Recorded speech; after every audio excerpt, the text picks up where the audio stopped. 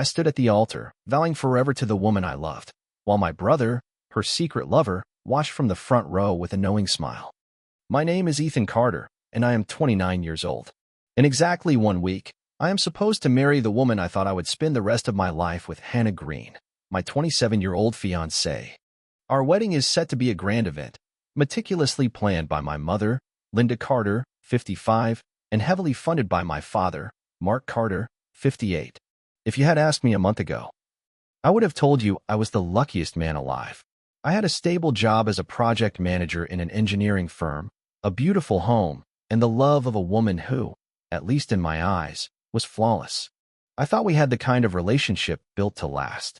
We met 4 years ago at a friend's party, and from that moment, I knew Hannah was different. She was the kind of woman who could walk into a room and own it.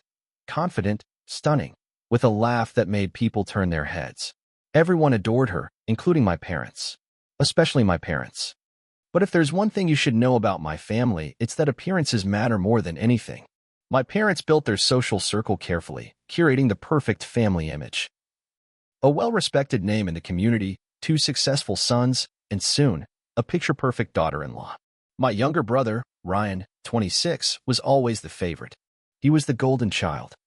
The one who could do no wrong, even when he did.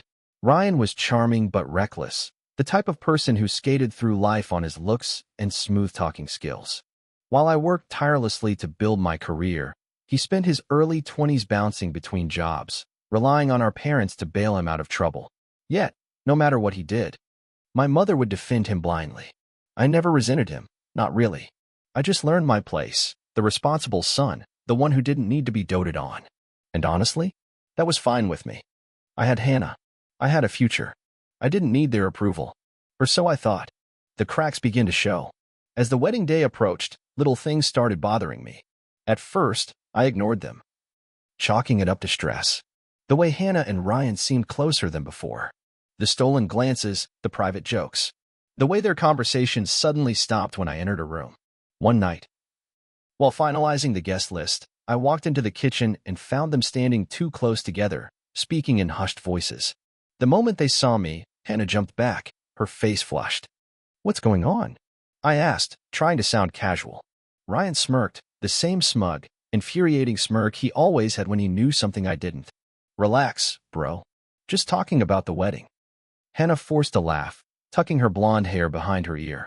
"Yeah, Ryan was just giving me advice on how to survive being a Carter." Something about the way she said it didn't sit right with me. I tried to push the feeling away. Of course, they were talking. He was my brother. She was going to be family. It made sense that they would become friends. But then there were the excuses. Hannah, who used to tell me everything, suddenly became vague. She started working late more often. When I asked why she wasn't picking up my calls, she said her phone was acting up. When I asked if she wanted to grab dinner, she told me she was too tired. Then, one night, she was nowhere to be found. I had called her 3 times, no answer. I texted, nothing. She finally got back to me hours later with a one-word excuse, busy. I tried not to think the worst. Until I did. The bombshell drops. It happened 1 week before the wedding. I had stayed late at work and decided to swing by my parents' house to pick up some old photos my mom wanted for the slideshow. It was around 9 p.m. when I pulled into the driveway, expecting to find my mom finishing up her usual evening routine and my dad watching sports in the living room. Instead, I heard voices in the backyard. Hannah's voice. And Ryan's. Curious. I walked toward the back entrance, stopping just before stepping outside. The conversation wasn't loud, but it was heated. "You can't just pretend it didn't happen," Ryan hissed. "I know." Hannah's voice was shaky. God, Ryan, I hate myself for it, okay? But it was a mistake. A drunken mistake. I froze. I must have misheard. I had to have misheard. I didn't mean for it to happen. She continued. "I love Ethan. I love him." Ryan scoffed. "Yeah? Then why did you sleep with me after he proposed?"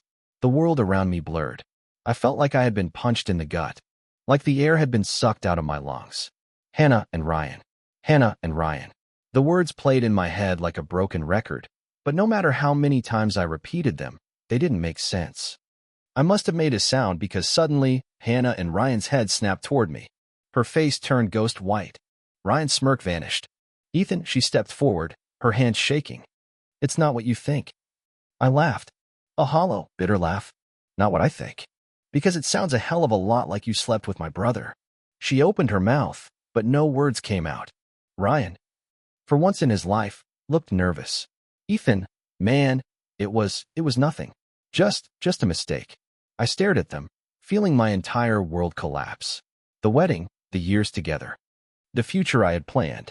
Gone. I turned and walked away, ignoring the sound of Hannah sobbing behind me. I drove aimlessly for hours, ending up at my best friend James' place. When he opened the door and saw my face, he didn't even ask. He just handed me a drink and said, "Tell me everything." And so I did. The next day, I told my parents. I expected them to be as furious as I was. Instead, my mother's first words were, "You're still going through with the wedding." And that's when I realized. My betrayal was just another inconvenience for them to sweep under the rug. I sat in the kitchen of my parents' house, my hands clenched into fists on the table. Across from me, my mother, Linda Carter, 55, and my father, Mark Carter, 58, sat with composed faces. As if this was some minor family dispute instead of the destruction of my relationship. My younger brother, Ryan, 26, stood near the window, his arms crossed, his expression unreadable. And then there was Hannah, 27, sitting beside my mother, her eyes red-rimmed from crying. I hadn't slept. I hadn't eaten. After spending the night at James' apartment, my mind replaying Hannah's confession over and over, I had driven back here, needing to hear my parents' reaction. I expected them to be furious. I expected them to throw Ryan out. I expected my mother to comfort me, tell me that everything was going to be okay, that I had every right to be angry, that this wedding was off. Instead, the first words out of her mouth were, "You're still going through with the wedding." I blinked at her, thinking I had misheard. What? She folded her hands neatly in front of her. "You have every right to be upset, Ethan. I understand that. But this wedding has been planned for over a year. The invitations have been sent. The venue has been paid for. You can't just throw that away over a mistake." I stared at her in disbelief. "A mistake?" I repeated. Hannah let out a choked sob. "It was just one time, Ethan. It didn't mean anything. I was drunk. I wasn't thinking, and it was months ago." She reached for my hand, but I pulled away as if her touch burned me. Ryan let out a breath, rubbing his forehead. "Look, man, shut the F***K up, Ryan," I snapped. "Just don't." He raised his hands in surrender, but that same smug look was still in his eyes, as if this wasn't the biggest betrayal of my life. I turned back to my parents. "So that's it?" I asked, my voice shaking. "You're choosing the wedding over me?" My father exhaled through his nose, as if I were the one being unreasonable. "Ethan, son, you have to understand. Families go through things. Mistakes happen. But breaking off an engagement this close to the wedding? That would be," he hesitated, "humiliating. Humiliating. Not for me. For them. It was never about me. It was never about my feelings, my pain, my trust being shattered. It was about their reputation." My father continued, "People are expecting this wedding, Ethan. You don't want to be the man who leaves a woman at the altar." Hannah sniffled beside him, like she was the victim here. I let out a hollow laugh. "You want me to stand in front of 200 people and marry a woman who fed my brother, ***? Watch your language," my mother scolded, as if that was the biggest issue in this room. I stood up so fast the chair scraped against the floor. My whole body was shaking. "You're unbelievable," I said. "Both of you. I tell you that my fiancé cheated on me with my own brother. And all you care about is how it will look." My mother's jaw tightened. "Ethan, we're thinking about your future." "My future?" She actually had the audacity to sit there and pretend this was about me? I looked at my father. "And you agree with this?" My father sighed, rubbing his temples. "Son, life isn't perfect. You're getting older. You have a stable career, and Hannah is a wonderful match. Do you really want to start over? Find someone new at your age." I couldn't believe what I was hearing. They were gaslighting me, making it seem like I would be a fool for walking away. I turned to Ryan. He hadn't said much, but he had a look on his face that made my skin crawl. "You don't even care, do you?" I asked him. "You don't feel bad about this at all?" Ryan shrugged. "Look, bro, ked up. I admit that. But it was one time. You're acting like I stole your wife." I lunged at him before I could stop myself. My hands collided with his chest, shoving him backward. He stumbled but didn't fall, his eyes widening. "Whoa, Chill the F asterisk asterisk K out, man. You're a piece of SD asterisk asterisk, I snarled. You always have been. And Mom and Dad will always let you get away with it. Ethan, my mother gasped. That is not true. I turned to her. Name one time Ryan has ever faced a consequence for his actions. She opened her mouth, then closed it. Exactly. I took a deep breath, trying to calm the rage boiling in my chest. I'm not marrying her, I said firmly. I don't care how much money you've spent. I don't care what the guest will think. I'm not walking down that aisle. My mother's expression darkened. If you do this, Ethan, you will regret it. I laughed bitterly. No, Mom. I think I would regret marrying someone who screwed my brother behind my back. Hannah sucked in a sharp breath, as if I had slapped her. Good. Because that pain? That was nothing compared to what she put me through. The manipulation begins. I stormed out of the kitchen, heading for the door. Hannah chased after me, grabbing my arm. Ethan. Wait. I yanked my arm free. Don't touch me. Her eyes filled with tears. Please, I love you. I made a mistake, but I love you. No, Hannah, I said coldly. You love the idea of me. You love that I'm the safe choice. The dependable one. That's why you picked me. Not because I'm the one you actually want. She sobbed, covering her face with her hands. I didn't care. Not anymore. I walked out of my parents' house and got into my car. I needed to think, to breathe, to get away from them. As I pulled away, my phone buzzed. It was a text from my mother. We need to talk. You're making a mistake. Don't throw away everything over one bad decision. I turned off my phone. Because for the first time in my life, I was making a decision for me. And I wasn't going back. I drove without a destination, gripping the steering wheel so tightly my knuckles turned white. My mother's words echoed in my head. You're making a mistake. Don't throw away everything over one bad decision. One bad decision. How convenient for them to reduce my fiancé sleeping with my brother to a single mistake. Something to be forgiven and forgotten like a misplaced invitation or a catering error. I pulled into the parking lot of a small diner, needing to get out of the car before I lost my mind. The neon open sign flickered above the door, buzzing faintly in the quiet night. I stepped inside, the scent of coffee and fried food hitting me immediately. Sliding into a booth in the corner. I ordered a black coffee and stared out the window. I needed to think. I needed to figure out how the hell I had ended up here, trapped between my own dignity and the suffocating expectations of my family. The guilt creeps in. The waitress refilled my coffee 3 times before I finally checked my phone. 13 missed calls. Most were from my mother. A few from Hannah. And one from Ryan. I scoffed at that. What the hell did he have to say to me? Did he think this was just another petty argument we'd get over in a few weeks? I scrolled through my messages, my pulse pounding. Mom, we need to talk. Your father and I are worried about you. Hannah, Ethan, please come home. I can't sleep. I can't eat. I need you. We can fix this.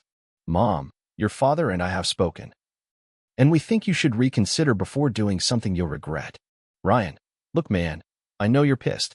But let's be real. This doesn't have to ruin everything. Just call me. My jaw tightened as I read his message. This doesn't have to ruin everything? He had the nerve to act like this was something I could just get over? I slammed my phone onto the table, the sound making the waitress glance over. I muttered an apology and took a sip of my coffee, my mind racing. Then another text came in. This one from my dad. Dad, come home. We need to discuss what this means for the family. The family. Not me. Not my pain. Not the fact that my fiancé had betrayed me with my own brother. This was about them. Their image. I clenched my fists, the weight of their expectations pressing down on me. Maybe I was overreacting. Maybe I was being stubborn. Maybe my mother was right. Was I really going to throw everything away over one mistake? The thought made my stomach turn. That's how they got to me. The same way they had my entire life. Guilt. Obligation. Control. A friend's perspective. The next thing I knew, I was dialing James' number. He picked up on the second ring. Dude, where the hell are you? I thought you were dead in a ditch somewhere. I exhaled sharply. I'm at that old diner on Oak Street. Stay there. I'm coming. 15 minutes later, James slid into the booth across from me. His brown leather jacket slightly damp from the night air. His expression was serious, but his first words were blunt as hell. Tell me you're not actually considering going through with it. I said nothing, just stared into my coffee. James sighed. Ethan, listen to me. You don't owe them a damn thing. Not your parents, not your brother, and definitely not Hannah. I ran a hand over my face. I know, but it's not that simple.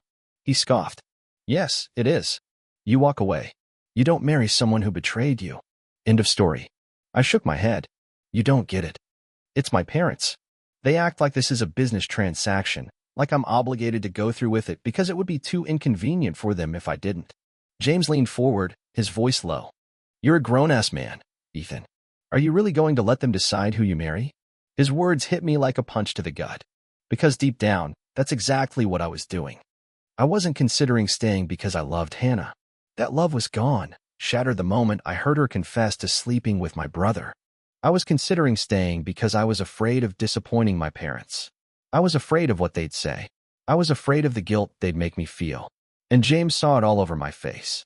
You're not thinking about staying because of love, he said, reading my thoughts. You're thinking about staying because you don't want to deal with the fallout. I exhaled slowly, my throat tight. What if they're right? James gave me a look. Right about what? That I should just move past this. That people make mistakes. That... No, his voice was firm. Cheating isn't a mistake.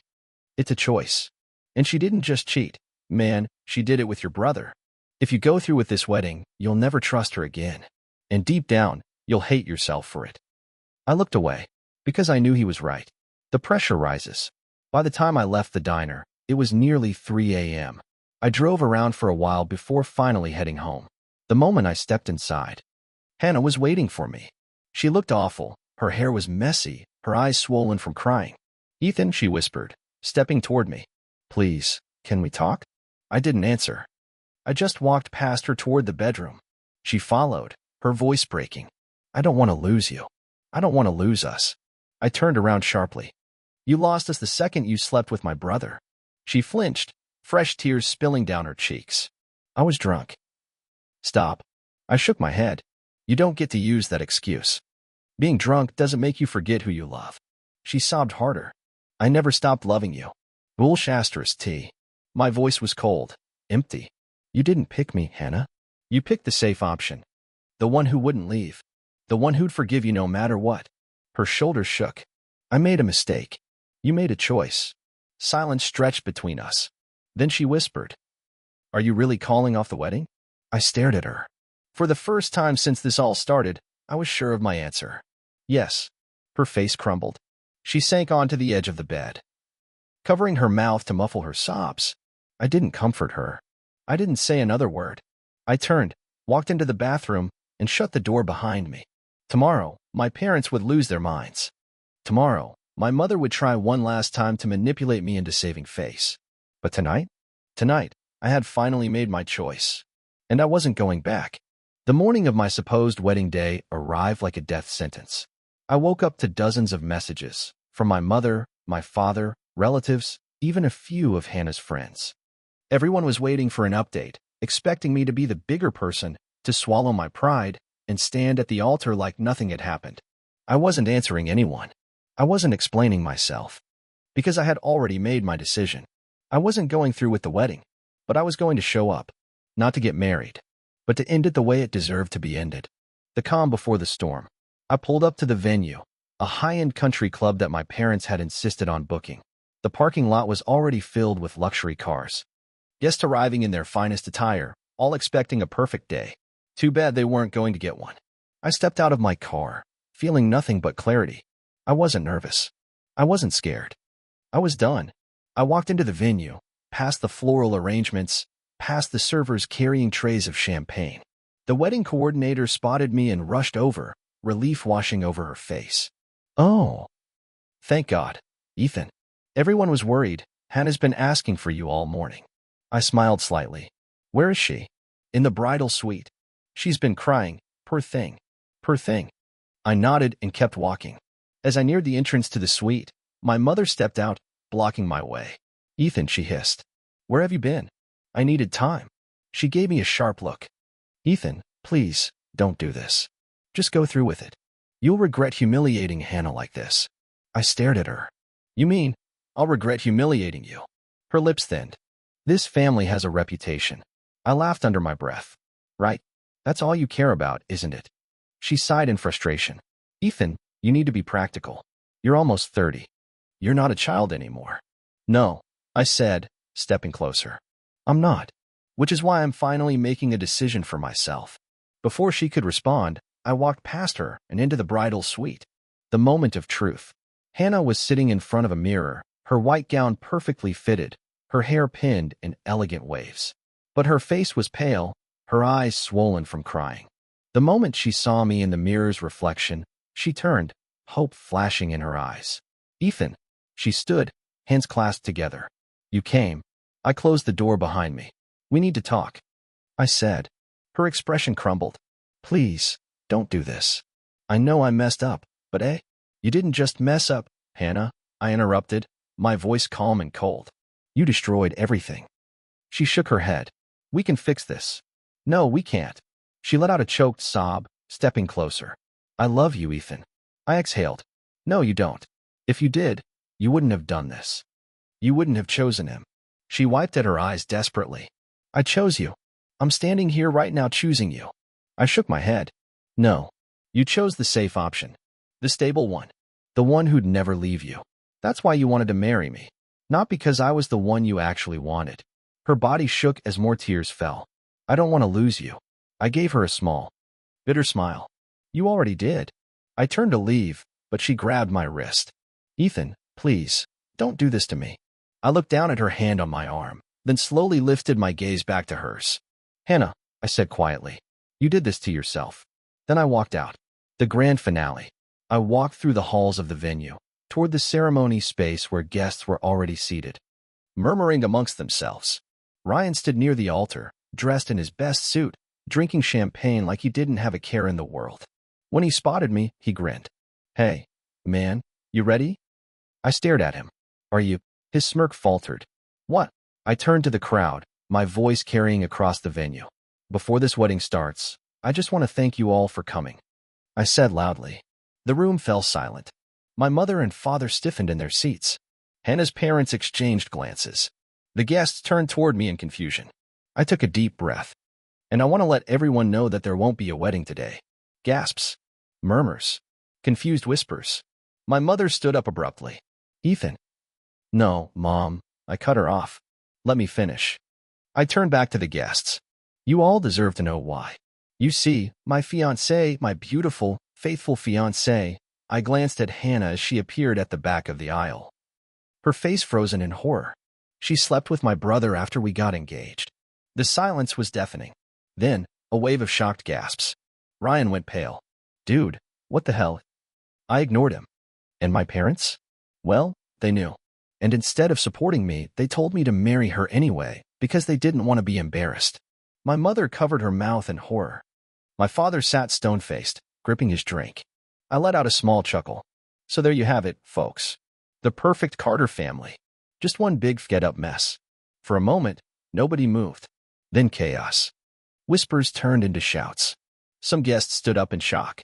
Hannah's parents rushed to their daughter, who was now sobbing hysterically. Ryan's face twisted in rage. You didn't have to do that, man. I turned to him slowly. You didn't have to FK my fiancée.